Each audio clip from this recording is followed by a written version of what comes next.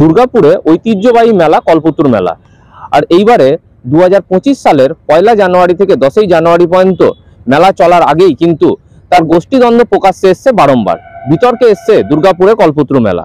আর এরই মধ্যে দুর্গাপুরের কল্পতরু মেলার যে বুকিং অফিস তা কিন্তু গতকাল অর্থাৎ মঙ্গলবার রাতেই কিন্তু অগ্নিসংযোগের ঘটনা ঘটে। এখনো পর্যন্ত ছড়িয়ে ছিটিয়ে রয়েছে সেই পুড়ে যাওয়া অংশের ছবি।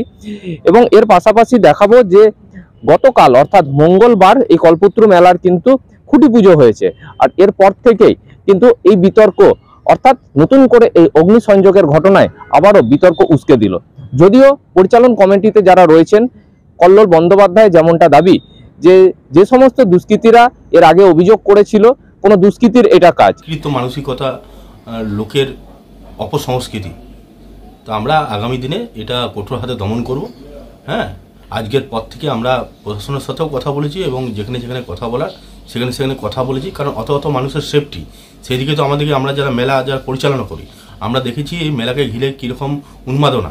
গোটা দুর্গাপুর নয়, দুর্গাপুরের আশেপাশে বিভিন্ন এলাকার মানুষ এই মেলাতে এসে উপস্থিত হয় এবং এটা একটা দুর্গাপুরের ঐতিহ্যবাহী মেলা।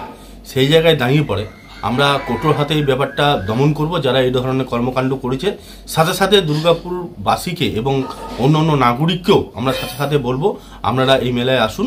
আমরা ওনাদের যে সুবিধার্থে যা যা প্রয়োজনীয় যা যা কর্মসূচি নেওয়ার সে সমস্ত কর্মসূচি আমরা মেলা কমিটির পক্ষ থেকে অবশ্যই গ্রহণ করব।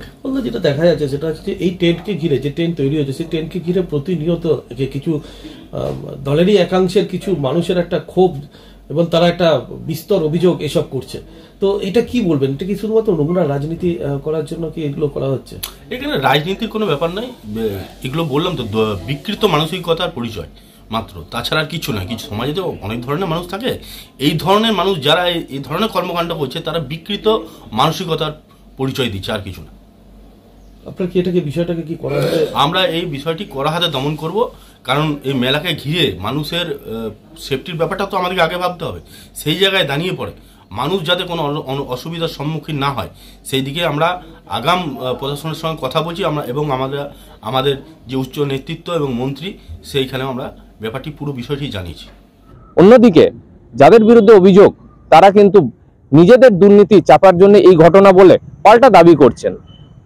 এখানে সিসিটিভি বা অন্য ক্যামেরা লাগানো আছে, ওই ক্যামেরার হিসাবে ফুটেজ হিসাবে দেখবে এবার ক্যামেরা লাগাইছে এটা তো কি করে বলবো, কিন্তু আমাদেরকে ফাঁসানো হচ্ছে।